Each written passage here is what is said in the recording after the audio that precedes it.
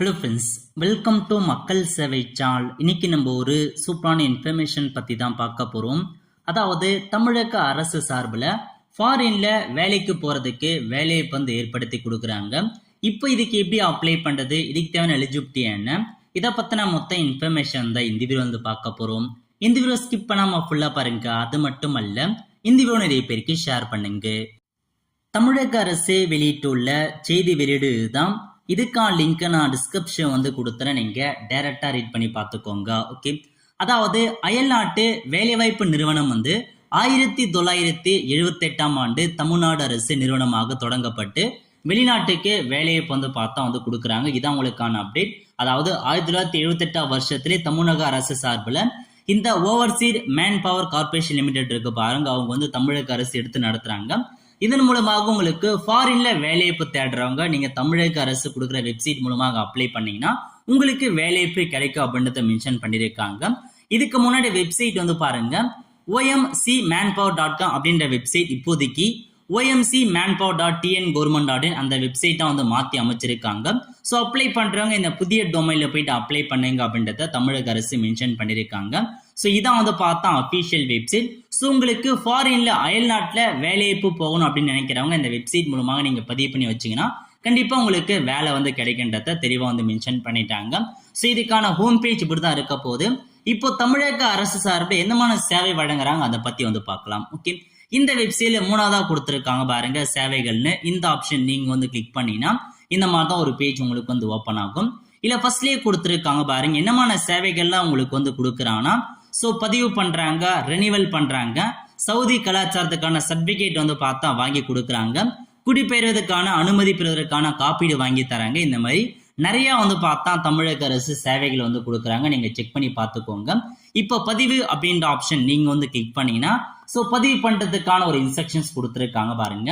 பதிவு செய்ய விரும்பும் விண்ணப்பதாரர் தனது முக்கிய கல்வி தகுதியுடன் குறைந்தபட்சம் 2 வருஷத்துக்கான எக்ஸ்பீரியன்ஸ் வந்து கேட்டிருக்காங்க, பணி அனுபவம் வந்து கேட்டிருக்காங்க. 21 வயசு கம்ப்ளீட் ஆயிருக்கீங்க அப்படின்னா தாராளமாக நீங்க அப்ளை பண்ணலாம். அதே மாதிரி செல்லுபடியாக வேலிட் பாஸ்போர்ட் கேட்டிருக்காங்க. பாஸ்போர்ட் இருந்தா மட்டும்தான் இந்த ஸ்கீமுக்கு உங்களால் அப்ளை வந்து பண்ண முடியும் மென்ஷன் பண்ணியிருக்காங்க. அப்ளை பண்றவங்க ஆன்லைன் மூலமாக அப்ளை பண்ணலாம், ஆஃப்லைன்ல அப்ளை பண்ணலாம். ஆஃப்லைன் மூலமாக அப்ளை பண்றதுக்கு சென்னை தலைமை அலுவலகம் இருக்கு பாருங்க, அங்க போயிட்டு தான் நீங்க அப்ளை பண்ற மாதிரி இருக்கும். ஒன்ஸ் நீங்க பதிவு பண்ணிட்டீங்க அப்படின்னா 48 மாசம் வரைக்கும் இந்த பதிவு வந்து செல்லுபடியாகும். அதுக்குள்ள உங்களுக்கான வேலைவாய்ப்பு வந்து கிடைச்சிடும். ஸோ 48 மாசம் மேல ஆகுதுன்னா நீங்க ரெனியூவல் வந்து பண்ற மாதிரி இருக்கும். ஓகே, முக்கியமான இன்ஃபர்மேஷன், வெறும் பதிவு எந்த வேலைவாய்ப்புக்கும் உத்தரவாதம் அளிக்காது எனினும் பதிவு செய்யப்பட்ட விண்ணப்பதாரருடைய தகுதியின் அடிப்படையில மட்டுமே நேர்காணலுக்கு அனுமதிக்கப்படும் சொல்லியிருக்காங்க. ஒன்ஸ் நீங்க ரெஜிஸ்ட்ரேஷன் பண்ணிட்டா மட்டுமே உங்களுக்கு ஜாப் வந்து கேரண்டீட் கிடையாது. நிறைய ஜாப் வரும், கண்டிப்பா நான் உங்களுக்கு இன்டர்வியூக்கு வந்து கூப்பிடுவேன் அப்படின்றத மென்ஷன் பண்ணியிருக்காங்க. ஸோ இப்போ நீங்க பதிவு பண்றதுக்கு ஃப்ரீயா பண்ணிட முடியாது, நீங்க அமௌண்ட் வந்து பேமெண்ட் பண்ற மாதிரி இருக்கும். அதையும் கொடுத்துருக்காங்க பாருங்க. ஸோ வகை கேட்டகரியா வந்து பிரிக்கிறாங்க. திறன் பெறா தொழிலாளர்கள், உங்களுக்கு எந்த விதமான தகுதியுமே இல்லை அப்படின்றவங்க நீங்க. ஸோ திறன் பெறாத தொழிலாளர்கள், பகுதி திறன் கொண்ட தொழிலாளர்கள், திறமையான தொழிலாளர்கள் நீங்க வந்து 750 ரூபாய் நீங்க புதுசா நீங்க ரெஜிஸ்ட்ரேஷன் பண்ற மாதிரி இருக்கும். அதுக்கான சார்ஜ். அதே மாதிரி டிப்ளமோ மற்றும் யூஜி பட்டதாரியா இருக்கீங்க, ஆர்ட்ஸ் அண்ட் சயின்ஸ் எல்லாம் படிச்சிருக்கீங்க அப்படின்றவங்க 750 ரூபாய் நீங்க வந்து பார்த்தா ஃபீஸ் வந்து பேமெண்ட் பண்ற மாதிரி இருக்கும்.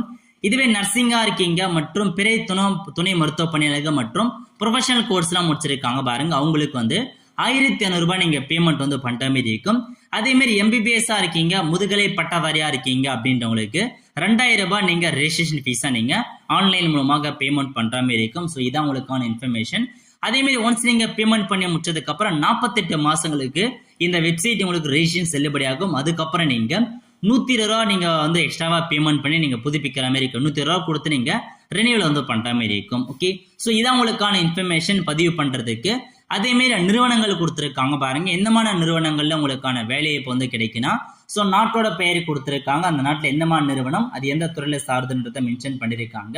இங்க எல்லாமே உங்களுக்கான வேலைவாய்ப்பு வந்து ஏற்படுத்தி கொடுக்குறாங்க. அயர்லாந்து, அமெரிக்கா, சிங்கப்பூர், கனடா, இந்த மாதிரி சவுதி அரேபியா, ஐநா அந்த மாதிரி கொடுத்துருக்காங்க பாருங்க, குவைத், ஏமன், இந்த மாதிரி நிறைய நாடுகள்ல உங்களுக்கான வேலைவாய்ப்பு வந்து பார்த்தா ஏற்படுத்தி கொடுக்குறாங்க தமிழக அரசு சார்பில். ஸோ விருப்பம் இருக்கவங்க அப்ளை வந்து பண்ண பாருங்க. இதுல வேலைவாய்ப்பு செய்திகள் அப்படின்ற ஆப்ஷன்ஸ் இருக்கும். அடிக்கடி வந்து பார்த்தா உங்களுக்கு ஓவர்சீஸ்க்கான வேலைவாய்ப்பு செய்தி வந்து ப்ரொவைட் பண்ணுவாங்க. அதுல போயிட்டு உங்களுக்கான வேலை எங்க இருக்கு அப்படின்னு நீங்க தெரிஞ்சுக்கலாம். இது அப்படியே கீழே வந்தீங்க அப்படின்னா கொடுத்துருக்காங்க பாருங்க, தற்போதைய வேலைவாய்ப்புகள்ல வந்து பாருங்க. ஸோ இந்த மாதிரி சவுதி அரேபியாவில் கொடுத்துருக்காங்க, மலேசியாவில் வேலைவாய்ப்பு வந்து கொடுத்துருக்காங்க. அதுக்கான அப்ளை பண்ணுறதுக்கான கடைசி தேதியும் அறிவிச்சிருப்பாங்க. எந்த டிபார்ட்மெண்ட்ல வேலைவாய்ப்பு வந்திருக்க போது எல்லாமே மென்ஷன் பண்ணியிருக்காங்க. மேலும் வேலைவாய்ப்பு அறிய எல்லாமே நீங்க கிளிக் பண்ணீங்க அப்படின்னா நீங்க சர்ச் பண்ணி உங்களுக்கான வேலை நீங்க வந்து தேடிக்கலாம்.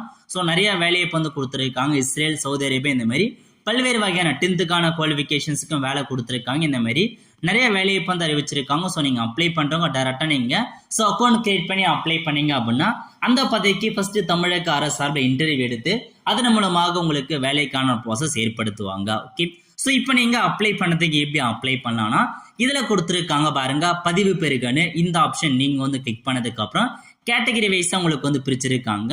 ஃபர்ஸ்ட் இருக்காங்க பாருங்க செவிலியர், நர்சிங் இருக்காங்க. நீங்க நர்சிங் முடிச்சிருக்கீங்கன்னா நீங்க இதுல போயிட்டு இங்கே விண்ணப்பிக்கும் அப்படின்ற ஆப்ஷன் நீங்க வந்து கிளிக் பண்ணி அப்ளை பண்ணிக்கோங்க. அதே மாதிரி வந்து பார்த்தா மற்ற விண்ணப்பதாரர், ஸோ அதர் கேண்டிடேட்டா இருக்கீங்க. அதே மாதிரி வந்து பார்த்தா வீட்டு பணிப்பெண் வேலைக்கு போறவங்க இதுல போய் நீங்க புதுசா ரெஜிஸ்ட்ரேஷன் பண்ற மாதிரி இருக்கும். ஸ்டூடெண்டா இருக்கீங்க அப்படின்னா இதுல போய் நீங்க ரெஜிஸ்ட்ரேஷனா இருக்கணும். மற்ற விண்ணப்பதாரர் ஸ்டூடெண்ட் தவிர்த்து மீதி இருக்காங்க பாருங்க நார்மல் பீப்புள்ஸ், அவங்க வந்து இந்த அதர் கேட்டகரி கொடுத்து நீங்க தாராளமாக அப்ளை பண்ணலாம். ஓகே, ஸோ இதான் அப்ளை பண்றதுக்கான ப்ராசஸ். ஸோ நீங்க எந்த கேட்டகரி வரும் அதுக்கு ஏற்றமே நீங்க இங்கே விண்ணப்பிக்கும் அப்படின்ற ஆப்ஷன் நீங்க வந்து கிளிக் பண்ணுங்க. ஸோ கிளிக் பண்ணதுக்கு அப்புறம் இந்த மாதிரி தான் நியூ ரெஜிஸ்ட்ரேஷன் வந்து ஓப்பன் ஆகும். ஓகே, ஸோ நியூ ரெஜிஸ்ட்ரேஷனை பொறுத்த வரைக்கும் காமனாக அப்ளை பண்ணுற ப்ராசஸ் பொறுத்த வரைக்கும் எல்லாருக்குமே ஒரே மாதிரி தான் இருக்க போது, எந்த மாற்றமும் வந்து கிடையாது.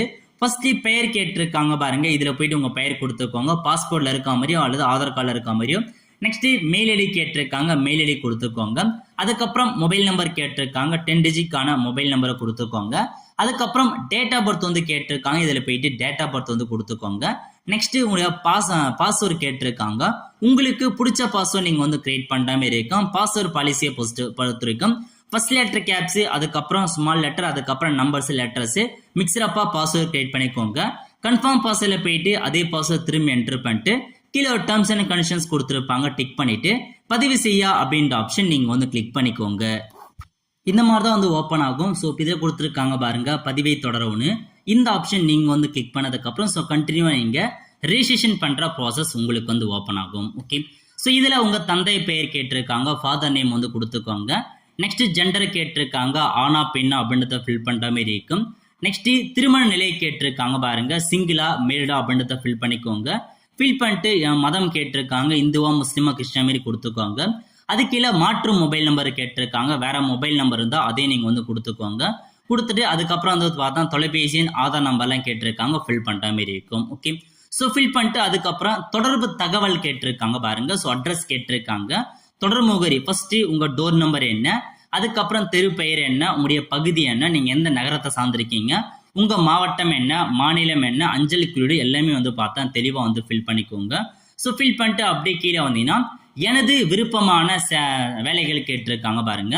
அதுக்கு முன்னாடி உங்களுக்கான அதிகபட்ச கல்வி தகுதி நீங்க என்ன முடிச்சிருக்கீங்க அப்படின்றது வரையும் கேட்டிருக்காங்க. எல்லா இதுவுமே வந்து கொடுத்துருக்காங்க, நீங்க என்ன படிச்சிருக்கீங்க, அதிகபட்ச கல்வி தகுதி எதுவோ. ஸோ வந்து பார்த்தா நீங்க 10th 12th எல்லாமே வந்து குவாலிஃபிகேஷன்ஸ் கொடுத்துருக்காங்க பாருங்க. பிலோ 10th இல்லை வந்து பார்த்தா 10th யூஜி முடிச்சிருக்கீங்களா, ஃபீமேல் ஒர்க்கரா, அந்த மாதிரி நிறைய ஆப்ஷன்ஸ் கொடுத்துருக்காங்க. ஸோ உங்க கல்வி தகுதி எது அப்படின்றத நீங்க வந்து பார்த்தா கிளிக் பண்ற மாதிரி இருக்கும். ஸோ என்ன அதிகபட்சமாக என்ன முடிச்சிருக்கீங்களோ அதுக்கான கல்வி தகுதியை நீங்க வந்து பார்த்தா கொடுத்துக்கோங்க.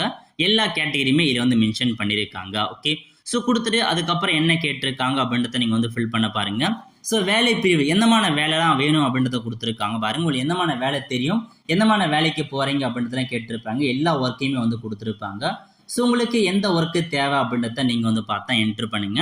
என்ட்ரு பண்ணிட்டு விருப்பமான வேலைகள் கேட்டிருக்காங்க. இதில் உங்களுக்கு எந்தமான விருப்பமான வேலைகள் அப்படின்றத ஃபில் பண்ற மாதிரி இருக்கும். நெக்ஸ்ட் கல்வி தகுதி, இதை போயிட்டு கல்வி தகுதிலாம் கேட்டிருக்காங்க பாருங்க.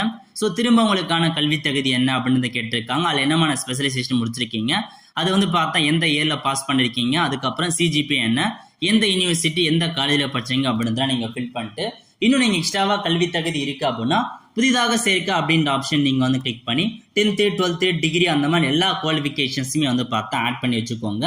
அதுக்கப்புறம் பணி அனுபவம், ஸோ எக்ஸ்பீரியன்ஸ் கேட்டிருக்காங்க. ஸோ இந்திய நிறுவனத்தில் எக்ஸ்பீரியன்ஸ் இருக்கா, ஃபாரின்ல இருக்கான்னு கேட்டிருக்காங்க. நீங்க இந்தியா கொடுத்துக்கோங்க. கொடுத்துட்டு என்னமான பதவியில் இதுக்கு முன்னாடி இருந்தீங்க, அந்த நிறுவனத்தின் பெயர் என்ன, எந்த நாடு, எவ்வளவு சம்பளம் கொடுத்தாங்க, எந்த தேதியிலிருந்து எந்த தேதி வரைக்கும் ஒர்க் பண்ணீங்க அப்படின்றத ஃபில் பண்ணிட்டு எவ்வளவு எக்ஸ்பீரியன்ஸ் இருந்தாலும் புதிதாக சேர்க்க அப்படின்ற ஆப்ஷன் நீங்க வந்து கிளிக் பண்ணி ஆட் பண்ணிக்கோங்க. அதுக்கப்புறம் மொழி திறன் கேட்டிருக்காங்க பாருங்க. ஸோ மொழியை தேர்ந்தெடுக்க உங்களுக்கு எந்த மாதிரி லாங்குவேஜ் தெரியும், தமிழ் தெரியும்னா தமிழ் வந்து டிக் பண்ணிட்டு ஸோ தமிழ் வந்து படிக்க தெரியுமா, எழுத தெரியுமா, பேச தெரியுமா அப்படின்றத நீங்கள் வந்து பார்த்தா டிக் பண்ணுற மாதிரி இருக்கும். இன்னும் வேறு சில லாங்குவேஜ் தெரியும் நீங்கள் புதிதாக சேர்க்க அப்படின்ற ஆப்ஷன் நீங்கள் வந்து கிளிக் பண்ணி ஆங்கிலம் தெரியும்னா படிக்க தெரியும், எழுத தெரியும் அப்படின்ற நீங்கள் டிக் பண்ணிக்கோங்க. அதேமாதிரி ஹிந்தி தெரியும்னா அதுக்கேற்ற எந்தெந்த லாங்குவேஜ் தெரியுமோ அதெல்லாம் நீங்கள் வந்து டிக் பண்ணிட்டு படிக்க தெரியுமா, எழுத தெரியுமான்றதை நீங்கள் வந்து டிக் பண்ணி அதை வந்து ஆட் பண்ணிக்கோங்க. அதுக்கப்புறம் சிறப்பு தேர்வுகள்லாம் கொடுத்துருக்காங்க பாருங்க. ஏதாச்சும் வந்தீங்க எக்ஸாமினேஷன் சிறப்பு மெயின் எக்ஸாமினேஷன் எதுன்னு கேட்டிருக்காங்க. ஐஎல்டி, ஓஇடி அந்த மாதிரி எக்ஸாமினேஷன்லாம் எழுதிருக்கீங்க, எழுத போறீங்க அப்படின்னு டிக் பண்ணிட்டு ஸோ எந்த மாதிரி லாங்குவேஜ் எழுதிருக்கீங்க, மதிப்பெண் எவ்வளோ, எந்த தேதியில் பாஸ் பண்ணீங்க அதெல்லாம் வந்து கேட்டிருக்காங்க. ஸோ செக் பண்ணி பார்த்துக்கோங்க. அதுக்கப்புறம் வந்து பார்த்தா திறன் உரிமம் ஏதாச்சும் இருக்குன்னா நீங்கள் ஃபில் பண்ணலாம். இல்லை அந்த ஆப்ஷன்ஸை நீங்கள் அப்படியே வந்து ஸ்கிப் பண்ணிக்கோங்க. என்ட்ரு வந்து பண்ண தேவையில்லை. இருக்கிறவங்க மட்டும் ஃபில் பண்ணி இல்லாதவங்க வந்து விட்டுருங்க. ஓகே. அதுக்கப்புறம் பாஸ்போர்ட்கான தகவல் கேட்டிருக்காங்க பாருங்க. இதில் போயிட்டு உங்கள் பாஸ்போர்ட் நம்பரை கொடுத்துக்கோங்க. ஸோ வெளியீட்டிடம் பாஸ்போர்ட் வந்து பார்த்தா எங்கே கொடுத்தாங்க அப்படின்றத நீங்கள் வந்து பார்த்தா அதுக்கான பிளேஸை கொடுத்துட்டு வெளியீட்டு தேதி பாஸ்போர்ட் வந்து பார்த்தா என்னைக்கு பதிவு பண்ணியிருக்காங்க, அதேமாரி பாஸ்போர்ட் வந்து எக்ஸ்பயர்ட் ஆகும் அதுக்கான தேதியும் வந்து கொடுத்துருக்காங்க. நெக்ஸ்ட் டிரைவிங் லைசன்ஸ் வச்சிருக்கீங்க அப்படின்னா ஸோ இந்த மாதிரி ஹெவியா லைட்டான்றதை கொடுத்துட்டு எந்த கண்ட்ரியில் டிரைவிங் லைசன்ஸ் வாங்கினீங்க, அதுக்கான டிரைவிங் லைசன்ஸ் நம்பர் என்ன, எப்போ எக்ஸ்பைரி ஆகுது அப்படின்றத ஃபில் பண்ணுற மாதிரி இருக்கும்.